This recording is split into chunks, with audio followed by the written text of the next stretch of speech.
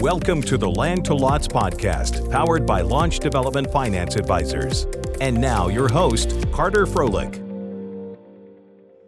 Welcome everybody to the Land to Lots podcast. My name is Carter Froelich, and today I have the great pleasure of welcoming to the show Tim Green.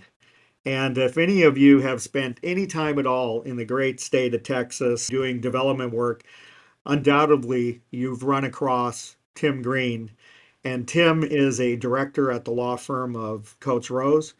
Tim specializes in the creation of special purpose taxing districts throughout Texas and most notably in Houston in the DFW area. He's worked on thousands of acres of development projects. To date, he's been involved in the issuance of over $15 billion worth of tax-exempt bonds. And we at Launch really like working with Tim because we all have the same type of philosophy in that we work solely for the private sector in matters of public finance. So with that, Tim, welcome. I'd like to kick it off just by asking you a little bit, how did you get involved in the world of public finance in Texas? Well, that's a funny story because I always tell people, I say, when I went to law school with the idea of being an international corporate lawyer. So I studied international law, corporate law, and federal tax law. And then when I got out of law school, there were no jobs in that area. And so I left my home state of Tennessee, came down to Texas because it was the land of opportunity, and went to work with a law firm that was doing various types of real estate. And in part and parcel to that in Texas, you have to get involved in these use of the special districts and the tax exempt financing.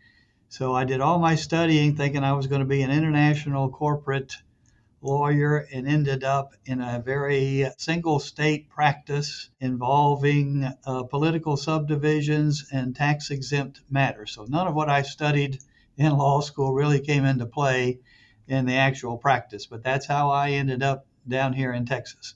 What a great state to end up in. As we all know, Texas has got four of the largest and the fastest growing MSAs and largest real estate markets in the U.S. So that was a great choice in ending up in Texas.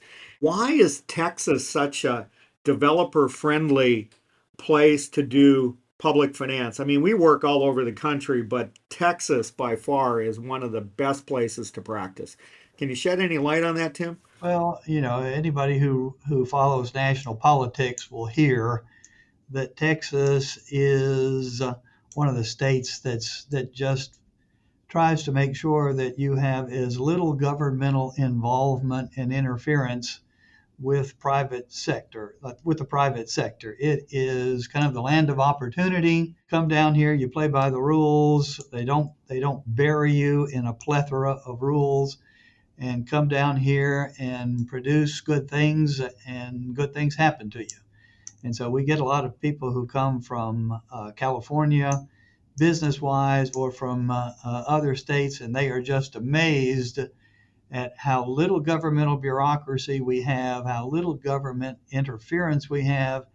And they just basically, was what I say, is the government kind of sets parameters and then lets you go about working within those parameters. Now, one of the things that the state did grab onto at a fairly early stage is they dilute the government powers, in that you don't have one governmental entity that has all of the control of everything.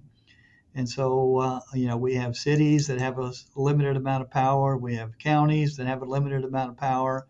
We have school districts. And as part and parcel of that, when it came to providing public infrastructure, the state set up a structure where you can have these special districts. And they did that at a very early time. They did it in really productively in the early 60s. And so they were one of the early ones to get involved in allowing the creation of these very local political subdivisions with very limited powers. And as part of that, it's the what I call the special districts. Some people call them MUDs, and they gave them the power to provide water, sewer, drainage, and roads, and they gave them the power to issue tax exempt ad valorem tax bonds. And so that has been very, very, very beneficial to allowing and expediting land development and keeping development costs for the ultimate consumer down to the minimum. And as it relates to practicing in Texas, one of the things that we really like, I mean, and you mentioned California. Anytime you're talking with the agencies and jurisdictions in California, the answer is no. And when you're talking in Texas, it seems like, their response is go ahead, move forward. And so it's great. And obviously, the MUDs are a big part of public infrastructure finance in Texas. What are some of the other vehicles that you're seeing in addition to the MUDs that are being used in Texas at the present time? I know you've got a plethora of different types of financing vehicles. MUDs have been utilized in urban land development since the late 50s, early 60s. And they do about $2.5–3 billion a year worth of financing in the state of Texas. The newest tools that we now have in our toolbox are probably the use of public improvement districts or PIDs, as well as the use of what we call tax increment reinvestment zones or TIRZs, and then along with that, what we call 380 and 381 agreements, which are very similar to the TIRZ. So going back to PIDs, they're probably the ones that are the most comparable to the MUDs, and they really came into vogue probably around 2010, 2012. Started from ground zero at that time, and here we are 10 years later, and they're being used in probably statewide about, I don't know, 25% of the volume of business we're now using PIDs for as compared to MUDs, and I expect that volume is going to increase rapidly, and the gap between the percentage of deals that get done using PIDs versus MUDs, I think you're going to see that narrow dramatically over the upcoming years. Yeah. Then on top of that, we have these tax increment reinvestment zones that I think other states have as well. And so people are starting to use those or use those in combination with the PIDs. And so those are probably the latest tools that we have in our toolbox. And Tim, when we came to town in roughly or to Texas in about 2010, we were really impressed with all of the financing mechanisms that were available, TIRZ, 380, 381, MUDs, and we ran across the PID too, and perhaps we should kind of out or lay out the difference between a MUD and a PID, because for our listeners that may not be familiar with the two. But the MUD, as Tim had alluded to, is ad valorem based. So the developer needs to put in the infrastructure, sell lots to home builders. The home builders have to build the homes and get them on the tax rolls before the MUD can start issuing bonds of any significance. Unlike the MUD, the PID is assessment based. So, in other words, we're issuing bonds sooner in the process off of the fair market value of the land, assuming the infrastructure to be financed by the PID is in place as of the date of valuation. So the money comes into the cash flow earlier. Would that be a fair statement, Tim, related to the PID and why you think, PIDs are being used more because they help finance part of that gap, to bring money into the development sooner in the development process? Yeah, what I would say is if you had to compare a MUD with a PID, a MUD is a separate political subdivision that is set up, and then it issues ad valorem tax bonds that are secured by a tax levied on all the property in its boundaries. It's also regulated by the Texas Commission on Environmental Quality, and the rules they have require the developer to put the infrastructure in, create a certain amount of tax base, and then issue the bonds to reimburse them. By comparison, the PID is typically created by a city. It is not a separate political subdivision, which is attractive to the cities. It is not regulated by the Texas Commission on Environmental Quality, which is attractive to the cities and the developer. And it specifically contemplates and allows the city to issue bonds secured just by the assessments and to issue them upfront and put the money in escrow and allow that money to be used for construction. And that's what the developers find to be particularly attractive. And so those are in my mind, those are the critical differences. And that's why developers have found the use of PIDs to be particularly attractive here in the last 10 years. Exactly. And then you also had mentioned the TERS. And do you want to talk a little bit about how developers and cities can work together collaboratively to use the TERS to assist in with a PID to finance additional infrastructure? Are you seeing that structure used quite a bit, Tim? And do you think that structure will continue or not? That's becoming a more and more common structure. So, as compared to the MUDs, what we're seeing with PIDs is the common structure is for the developer to agree to annex his land into the city, which then makes it subject to the city's overlaying ad valorem tax burden. And so, in order to minimize the effect of that, the city and the developer are creating a TERS, a tax increment reinvestment zone, over the top of the property, whereby the city and potentially the county can contribute to the PID financing a portion of the city and county's ad valorem taxes. So that reduces the financial impact of being annexed into the city. And so they take that incremental city and county tax revenue, pledge it to the PID, and allow it to buy down or pay down part of the PID assessments. And so this, again, allows the property to be annexed into the city sooner. The city contributes some of its, city and county contribute some of their tax revenue to the financing. It allows more PID bonds to be issued up front, which is typically what the developer is looking for. And so it makes the distinction between the financing power of the MUD and the financing power of the PID. It narrows it so that you have a comparable tool, yet it is inside the city. So that is becoming more and more of a common tool. And Tim, that was a great description, and I think it also gets to the fact of how the public and private sectors really work together to use the different financing mechanisms that they have, each to solve their common problem.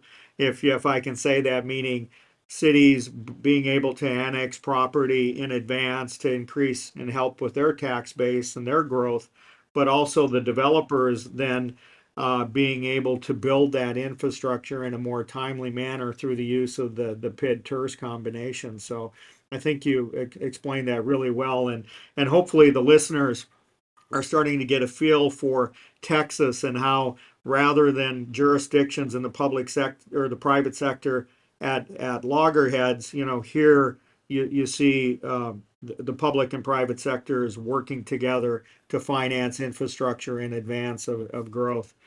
So, Tim, if a client is coming to you and they want to go approach a city about a PID, what are the how do you go about working with them and consulting with them as to what they should expect when they go into a jurisdiction?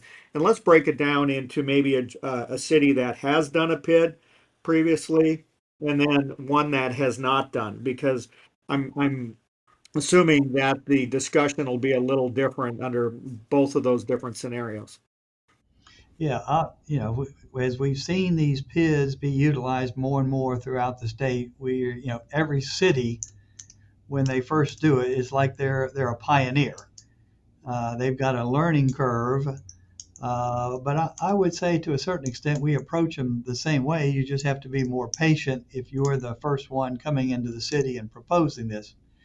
So usually what the client asks is, well, how long does it take me to create the PID and how much is it going to cost me? So we go through that, and what you find is that literally the PID can be created in 30, 60, 90 days if you just follow the provisions in the Texas law.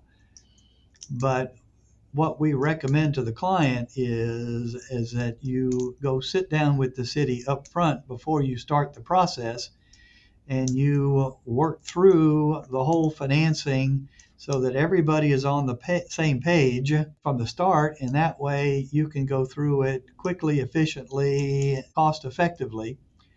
And so normally what we do is we sit down with the client, we say, okay, how big a tract of land do you have? And I've created PIDs that are anywhere from 12 acres in size to, I don't know, 800 acres in size. Each one has its own nuances. And then we say, what are you planning to do with the property? The next thing would be, what is it? You need to have looked at the tax structure inside the city, and how much do you think a home buyer or an end user of the property can stand in additional taxes or assessments. And then they need to have some good idea of what their development costs are going to be. And once they package all that together, we kind of look and see what we know about the city, what they may have agreed to in the past, what limitations they may have put on people. And then we say, okay, within that context, let's see what you want to do, Mr. Developer. You want to develop a small piece of property, you want to develop a large piece of property, it's going to be residential, it's going to be mixed use. What are your development challenges? What do you need? How much assistance do you need from the city in doing your development? And then we kind of put all that together in a package, and then we recommend the developer that they go sit down with the city and come in and say, here is the development, here is my vision, here is what I would like to do, city inside your city, and presumably it is something that's wonderful and awesome that the city is going to be enthused about. And then you say, city, I can make this vision come to fruition, but I need your help. And I need your help, not that I need so much money out of your pocket, but I need you to be a conduit to create the PID and utilize the PID financing so that I can borrow money up front for construction purposes at low interest rate, tax exempt rates. And then if you need additional help from the city through the TERS, you say, and I'm also going to need this from you, which would be the city and the county's participation in some percentage to help the PID financing. And so here is my vision. Here is what I think my users can pay in taxes and assessments. Here's the assistance I need from the city. And if we can all get on the same page with this, we can bring this project to fruition relatively quickly. And then you put all that out on the table and see what kind of a response you get. Yep. And Tim, we obviously we've gone through this a number of different times. And what we do is try to take the developer's vision, your vision in words, and then put it in terms of numbers, meaning a document we call the finance plan. So it's very simply explained to the city, saying, here's our project, here's where we're at, this is what we would like to finance, here's our current tax rate. Here's what our tax rate will be when we annex into the city. Here's what the impact to the home buyers will be, keeping in mind that we want to make sure that we're not putting ourselves at a disadvantage from the competitive supply. And then that's where where we can bring up, to your point, by the way, if we're annexing into the city, because our tax rate is going to be higher, we would like you to help us buy down that tax rate through the TERS. And that's where we're able to quantify. So working with you, we can get all of those deal points into the development agreements and financing agreements we need with the PID and the PID and or TERS. One of the issues that we ran across, Tim, when we were starting the PIDs is a lot of times the cities had an understanding that they may be liable for the PID bonds. Could you talk about that issue? Are cities liable for the debt they're issuing through a PID? That's a very common question that comes up with the cities and a very common concern. And usually the cities turn to their financial advisors to give them comfort on this. And typically, what I hear the financial advisors say, and I agree, is that typically the PID bonds are issued. The city is the issuer, and it's very clearly stated in the bond offering that the bonds are secured solely by assessments levied on the property, and that no other funds of the city, other than what they collect in assessments on the property, are pledged to pay the bonds. And that's usually printed in big bold letters 3 or 4 or 5 times throughout the offering document. Typically, the kind of people who buy these PID bonds, they're well aware of that. They understand it. And so far, I have seen no issues or no false expectations about that. One of the other and Tim, that's exactly, yeah, what we've seen as well, and you're right. That disclaimer is all over the preliminary offering statements, and I think it's getting to the point where they realize that now, but it was a big issue at one point. The other question that we get a lot, especially from cities that haven't done a PID in the past, is, "Wow, we're going to form this new, we're going to be issuing debt to fund public infrastructure, and we're going to have to do all of this work, and it's going to cause all this trouble for us." Is that what you've really seen, or how does that work? How much involvement does the city have to get to actually do to administer a PID? The cities typically have a little bit of involvement when you're setting it up and structuring it, as a city would with any other kind of development that's coming in. And that's probably primarily focused on the land use. There is an industry that has evolved that they call the PID administrators. And typically, the cities will interview and engage a PID administrator, and the purpose of that PID administrator is to manage the PID and its interfacing between the homeowners, residents within the boundaries of the PID, the end users, the taxing jurisdictions, so that the city is not required to utilize any of its staff. The other thing that is specifically allowed under the PID statutes is for a portion of the assessments that are levied through the PID, they can be used to pay that administrator. And so that is typically what happens, is the developer will advance monies in the beginning to pay the costs of setting the PID up. When the city issues bonds, they'll include a portion of the proceeds to set up a fund to pay the PID administrator.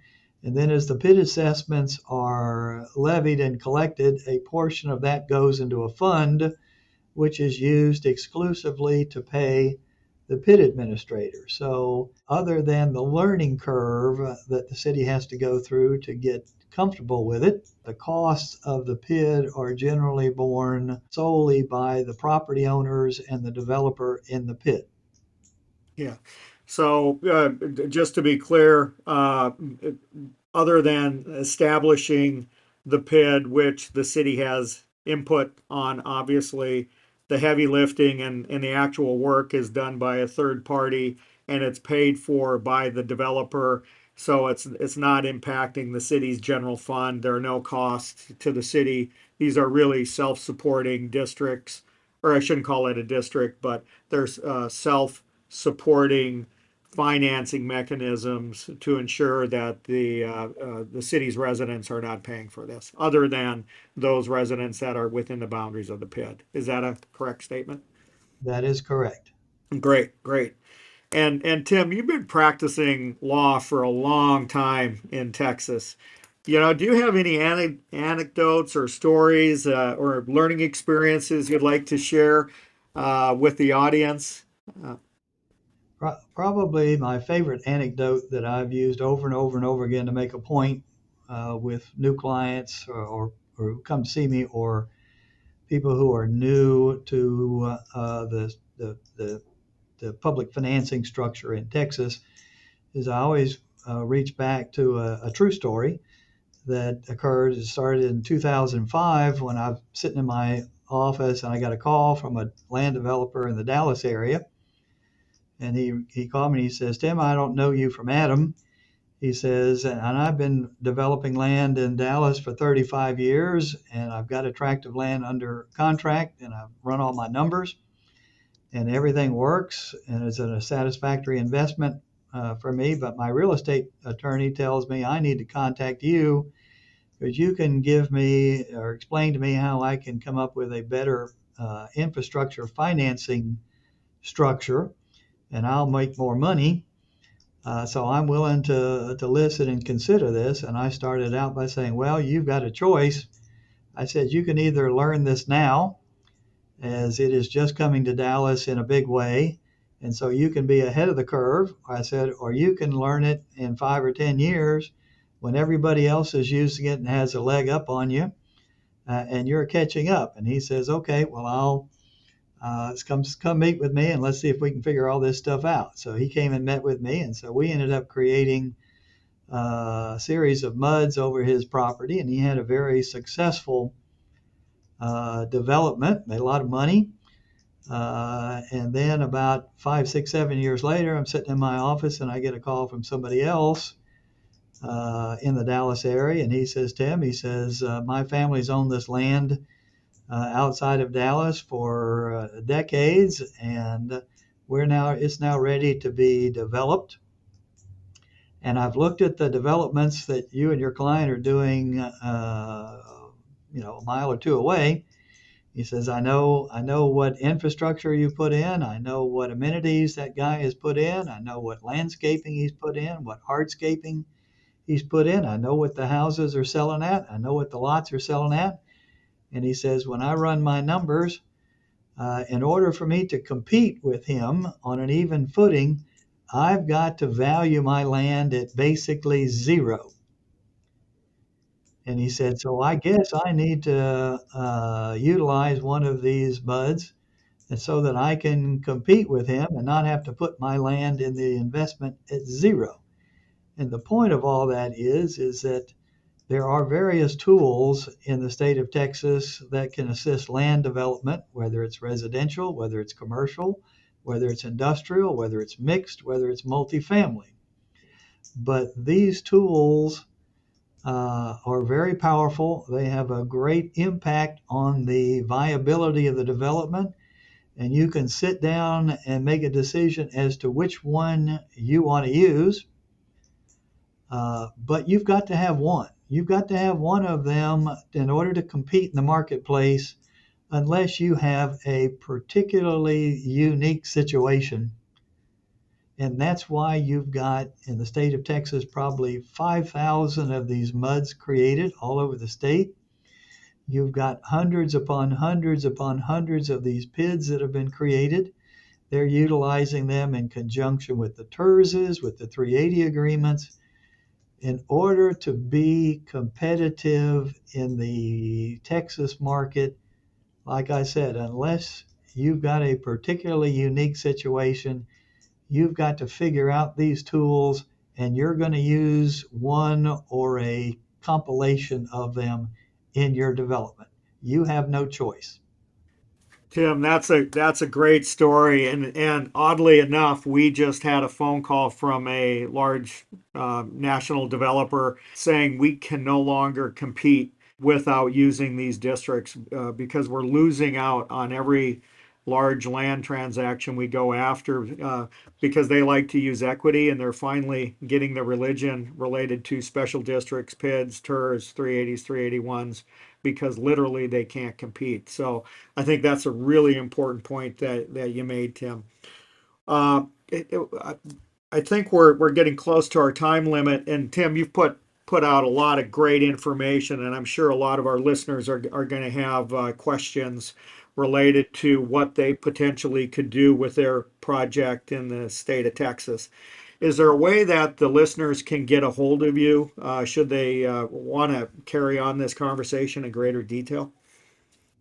Yes, I guess the simplest ways would be you can reach me at www.coatesrose.com. You'll find lots of information about my development group. We have a number of lawyers on our team, who are active all over the state. Otherwise, somebody could reach me in Houston at 713-651-0111. Tim, thank you very much. And to all of our listeners, I just want to let you know that we will include Tim's V card to our show notes, along with other information related to Coates Rose.